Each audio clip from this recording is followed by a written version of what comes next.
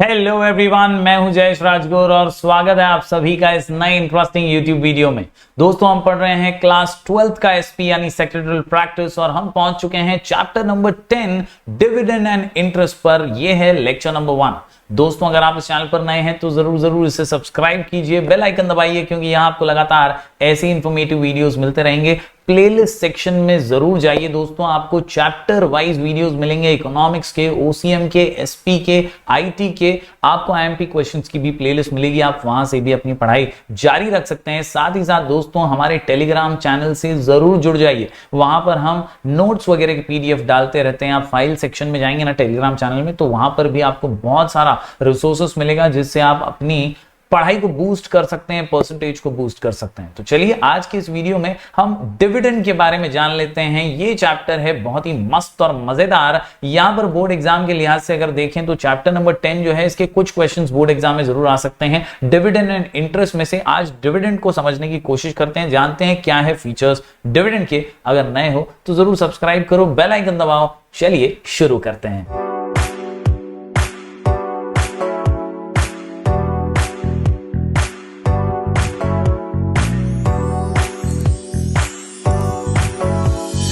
तो दोस्तों, जब बात आती है डिविडेंड की, तो दोस्तों यहां पर नाम में ही इसका कुछ अंश तक आपको मीनिंग समझ में आ जाता है। डिविडेंड ये एक डिवाइडेड प्रॉफिट होता है। जी हां दोस्तों, मान लीजिए कि हमारे राम की एक कंपनी है और राम की कंपनी में श्याम और घनश्याम जो है थोड़े से पैसे लगा रहे हैं। अब जब वो पैसे लगा रहे हैं यानी इन्वेस्ट कर रहे हैं पैसे राम की कंपनी के अंदर, तो जब राम मुनाफा कमाएगा यानी प्रॉफिट बनाएगा, तो ये उसका बहुत ही इंपॉर्टेंट जो है काम होगा कि प्रॉफिट में से कुछ हिस्सा श्याम और घनश्याम को भी दे दे। भाई, बहुत जरूरी है कि जिन्होंने पैसे लगाए हैं उनको प्रॉफिट में से हिस्सा दिया जाए। बस ये जो हिस्सा हम दे रहे हैं ना, उसी को डिविडेंड कहते हैं। जी हां दोस्तों, the term dividend is derived from the Latin word dividendum which means that which is to be divided, यानी वो मुनाफा जिसे बांटना पड़ेगा, आपको देना ही पड़ेगा, स्वाहा।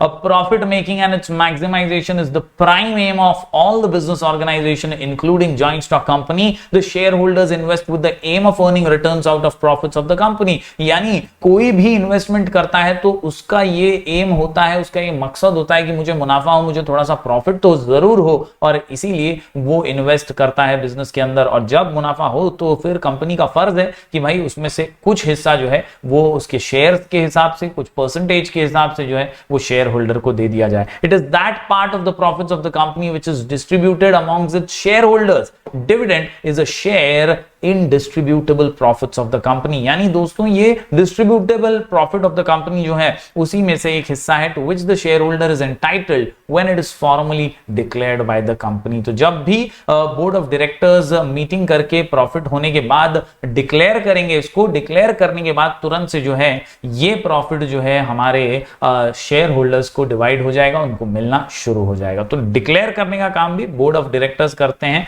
Once the profit is accumulated.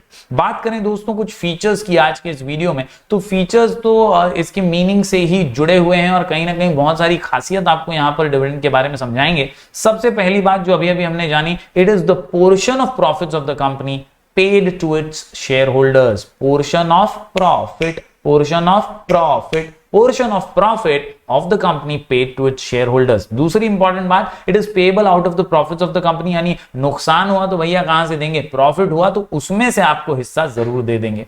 बात करें दोस्तों डिविडेंड की, तो dividend is an unconditional payment made by the company, यानी दोस्तों यहां पर प्रॉफिट हुआ है तो बिना किसी शर्त के, बिना किसी कंडीशन के देना ही पड़ेगा। आप अकेले मजे नहीं मार सकते प्रॉफिट के साथ। जो शेयर होल्डर्स हैं जिन्होंने इन्वेस्टमेंट किया था उन्हें भी तो देना ही पड़ेगा प्रॉफिट। अनकंडीशनल पेमेंट है। Company can pay dividend only to the shareholders, यानी इक्विटी शेयर होल्डर हैं या प्रेफरेंस शेयर होल्डर्स हैं, उन्हीं को प्रॉफिट दिया जाता है, डिविडेंड दिया जाता है। If the company has issued equity share with differential rights as to dividend, the terms of such issue shares will govern rights of shareholders about receiving the dividend. यानी अगर कुछ ऐसे खास इक्विटी शेयर्स हैं जिनके अंदर dividend से जुड़ा हुआ कोई और प्रावधान है, तो फिर वो चेक करके ही डिविडेंड दिया जाएगा। Dividend can not be declared out of capital, यानी जो पूंजी हम बिजनेस में लगाते हैं उसमें से कभी भी डिविडेंड नहीं दिया जाता। ये खास बात याद रखिए।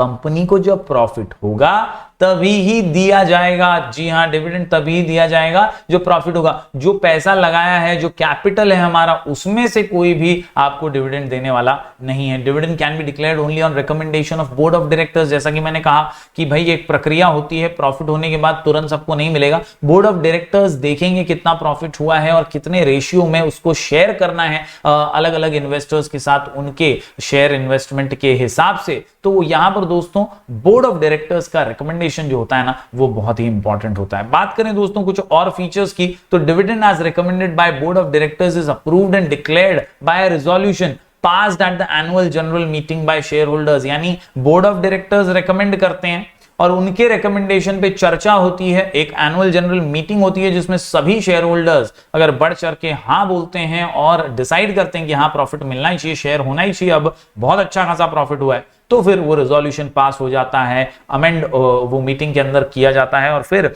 फाइनली रेजोल्यूशन को बना लेने के बाद प्रॉफिट जो है वो डिविडेंड के रूप में शेयर किए जाते हैं। Dividend for any previous year can not be declared once that year's annual account has been approved in the AGM. तो एक बार अगर वो साल खत्म हो गया, एजीएम के अंदर सब कुछ अप्रूव हो गया, तो उसके बाद वो नहीं दिया जा सकता। Dividend once approved and declared by shareholder creates a date. जी हां दोस्तों, एक बार शेयर होल्डर ने ले लिया है वो यानी डिक्लेयर कर दिया है डिविडेंड देना, तो वो एक डेट की तरह होता है। It can not B revoked, आप वापस से नहीं कर सकते, आप देना ही पड़ेगा। शेयर होल्डर सब मंजूरी मिल गई ना भाई, तो आपको मीटिंग लेने के बाद जब आपने वो डिक्लेयर कर दिया तो फिर वो डेट की तरह है, वो आपको चुकाना ही है।